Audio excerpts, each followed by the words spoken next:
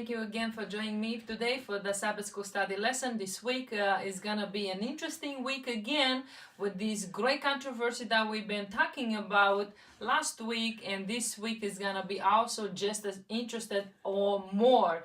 So the introduction for the Sabbath, the yesterday lesson, Saturday lesson, the central issue, love or selfishness, which we're gonna go into it today.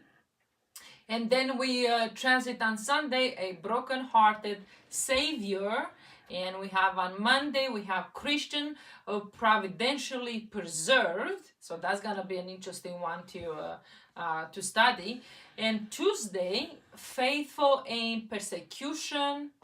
And Wednesday, caring for the community. And on Thursdays, a legacy of love. So it's gonna be a really interesting lesson to study, and I hope you guys are coming back until each day until we are getting over with this week's lessons.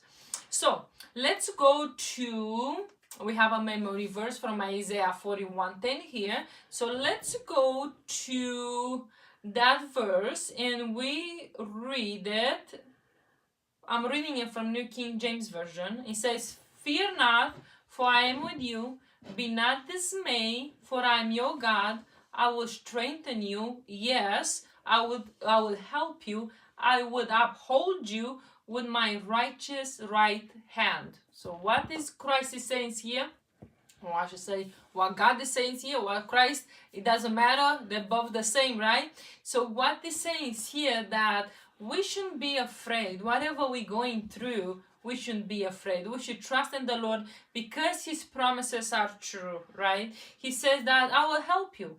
Don't be dismayed. Don't panic. Don't be afraid of anything that comes your way. I will be with you. I will help you. God has promised us that He's helping us. And He says, I will uphold you with my righteous right hand. So here we see that God is also our judge. And if we are have pure intention or our hearts are pure and we want to do the best that we can to serve God, then God, He says, then I would uphold you with my righteous right hand. So I'm gonna vindicate you from whatever you're going through.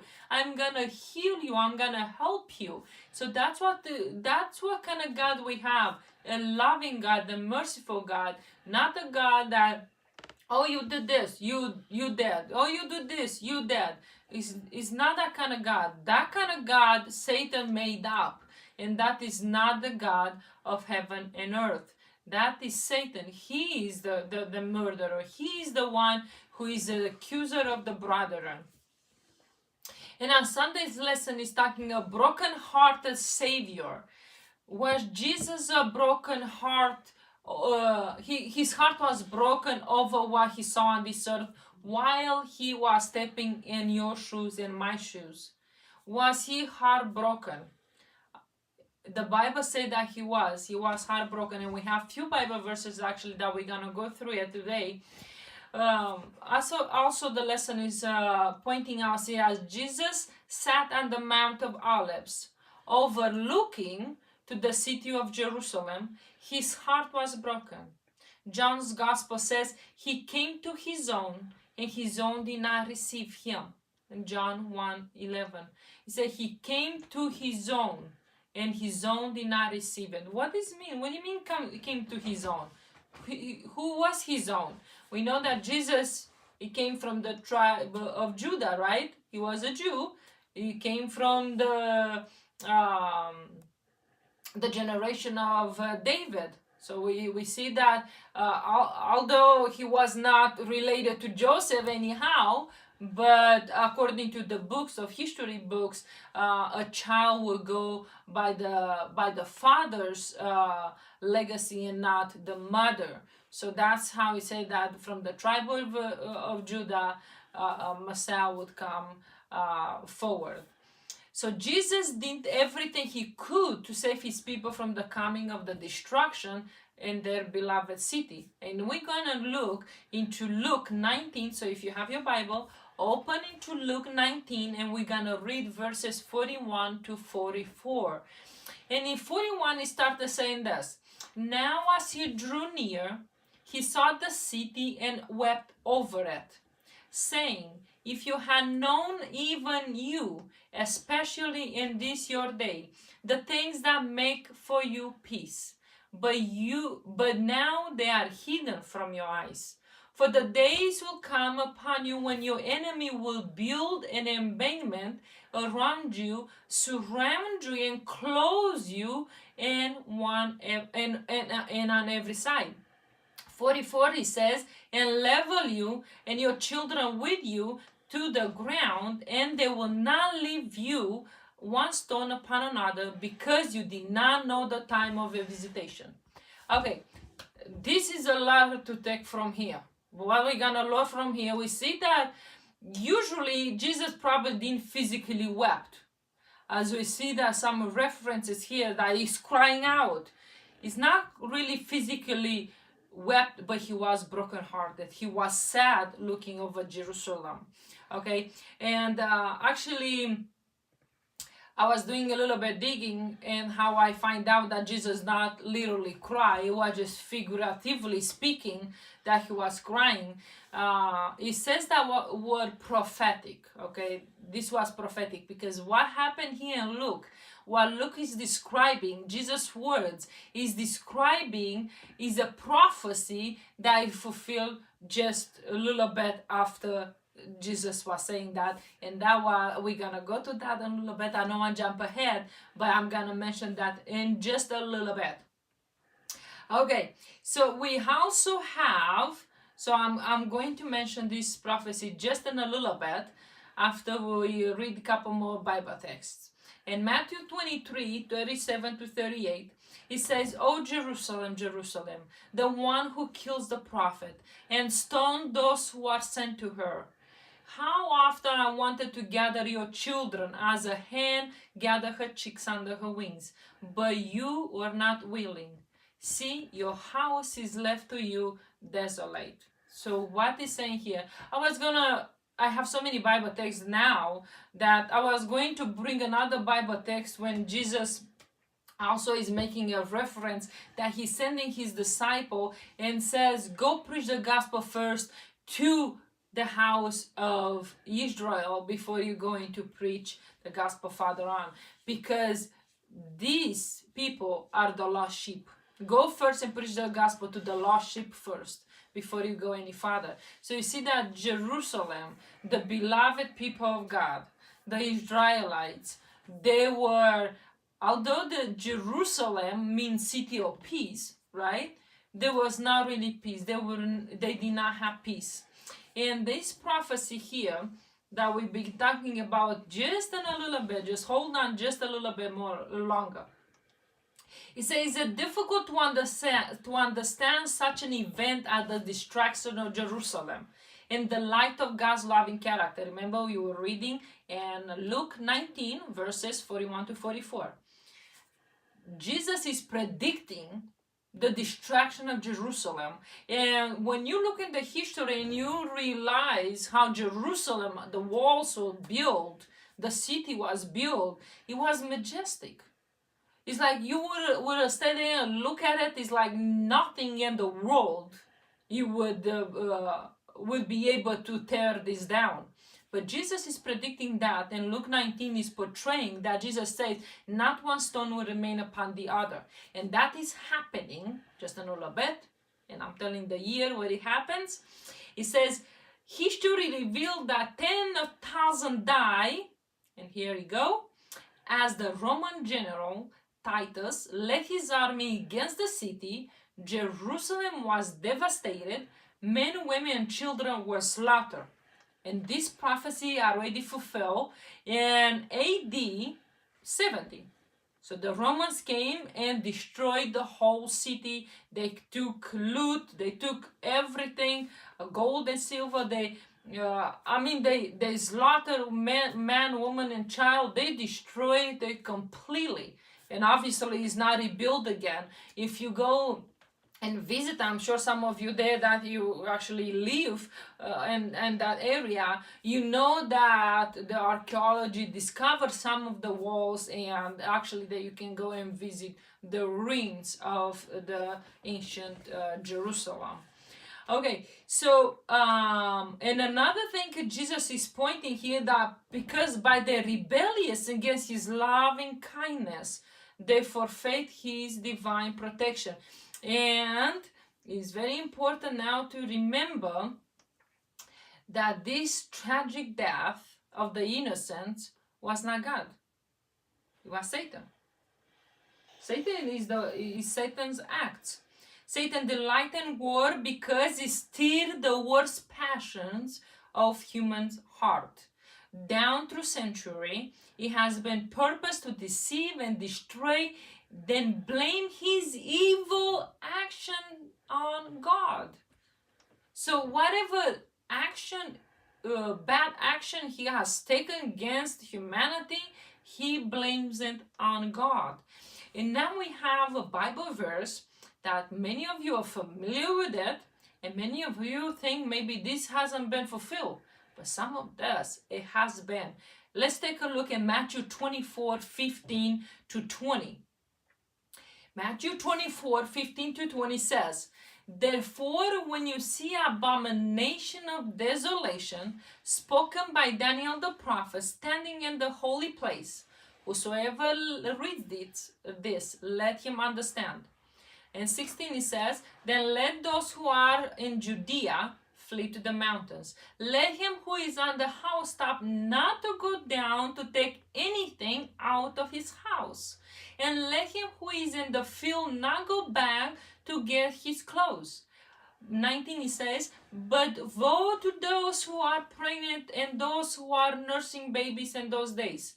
And pray that your flight may not be in winter or on the Sabbath."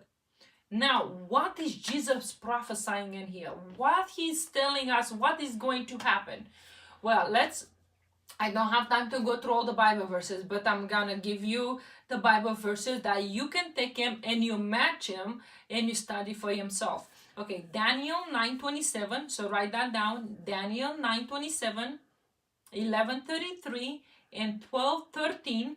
And this list also may be added the image of the beast described in Revelation 13:11 to 18. So if you want to write that down, you can, and you study that for yourself. But what I want to get into this now, because we see that when we see the abomination of desolation that was spoken by Daniel, right? So we're like, what is talking about? So in order for us to understand that this is another can of worms that it takes hours to study the prophecy. But in a short thing, what we see here is happening that when Christians, this is what Jesus prophesied, that's why they knew. It says when Christians saw the Roman legion approaching Jerusalem, each of them led by a standard bearer holding up what Jews and Christians alike consider to be an idol. So they would have these big banners, and the Christian, they saw them from far off. This legion of army, thousands of people, is marching forward toward Jerusalem, and they have those banners, and they knew because of this, they call it a standard bearer. So I'm sure it was some kind of huge poles, and they have idols, and they knew who they were by those idols, as we see in here. And then he says that when the Christians alike considered to be idols, so they were considering this to be idols, whatever they have on the end of those poles, right? And then Christians remembered the words of Jesus and fled across the Jordan to a city called Pella.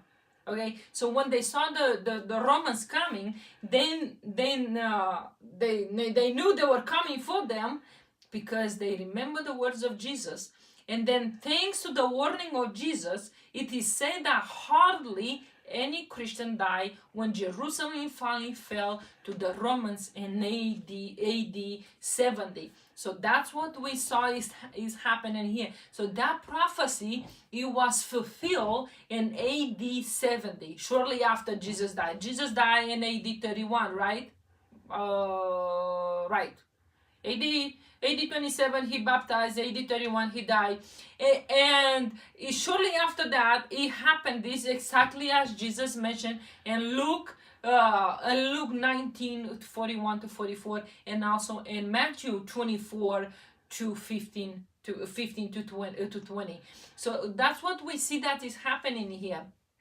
Christ is brokenhearted, and by him prophesying that this city is going to be destroyed, the Christian took these words to heart, and when they saw the Roman army approaching for the destruction of Jerusalem, and they flee, because he say they flee to the mountains. It says when you see that happening, just flee to the mountains. And they did that. They flee to the mountains. They left everything behind and they flee to the mountains. Also, can this be happening before Jesus is coming? Absolutely, it can happen again. This is another prophecy that was fulfilled then, and then it can apply until Jesus is coming again. And another thing, the prophecy of Daniel actually was fulfilled. The abomination of desolation was fulfilled then. And also it says that woe to the pregnant women and those who are nursing babies in those days. Why is that? Well, it can be hard to be pregnant and to run, right? It will be hard to nursing babies, crying babies, and to be hidden and run from the enemies. It will be hard for them. So pray that this doesn't happen. When I'm sure it is going to happen. I mean, someone's gonna be pregnant, someone's gonna be nursing. And also, as it says, pray that your flight will not be in winter on the Sabbath. Why in winter?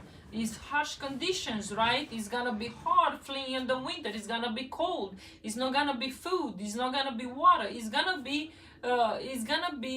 miserable. And on the Sabbath, you can't worship. You can't have rest, right? That's what Sabbath is about: worship and rest. And if that would happen on the Sabbath, then that would be restless. So that's why Jesus says, pray that this won't happen on those days. So with that said, it says it is well to remember that the vast majority of Christians living in Jerusalem in AD 70 came from the Jewish background. A loving God desired to preserve many of his people as possible. That is why he gave the instructions that when the Roman armies approached, they were to flee to the cities. So that's what it happened. So Jesus' words were fulfilled shortly after his death. And actually, I have two paragraphs here, but I'm gonna just read just one. And let me see which one. I have one in Desire of Ages. If you wanted to go read it later on, if you have the app of Ellen White app, or you have her books, Desire of Ages, page 627, 628, and also Christ's Objects Lessons, page 302 and 303. So you can read that. So I'm deciding which one do I want to read. Let's do Desire of Ages, page 628. He said, Jesus did not answer his disciples by taking up separately the destruction of Jerusalem and the great day of his coming. He mingled the description of these two events. So you see, there are two events about his coming and the desolation that will happen in Jerusalem.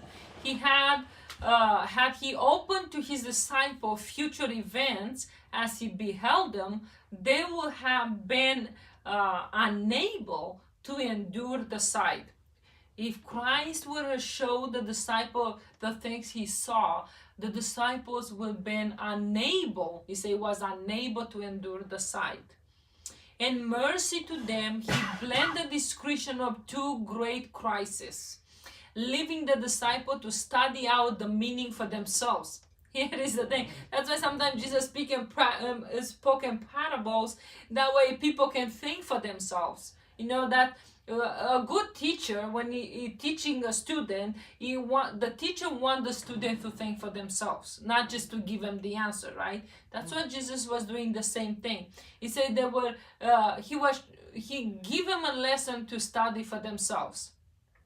When he referred to the destruction of Jerusalem, his prophetic words reached beyond that event to the final conflagration, and that day when the Lord shall rise out of his place to punish the world for their iniquity. And then it's continue on. So I'm jumping a little forward and say this entire discourse was given nor for disciples only, but for those who live in the last scenes of this earth history.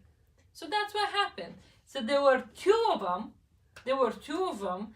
Two Christ describing. He describing the destruction of Jerusalem and his second coming in Matthew chapter 24. He combined those two, but also led the disciples to figure out for themselves what all this meant, because he said if Jesus would have revealed it to them in that moment, they could not be able to bear it. They couldn't endure the sight of what Jesus would have revealed them and what he knew about.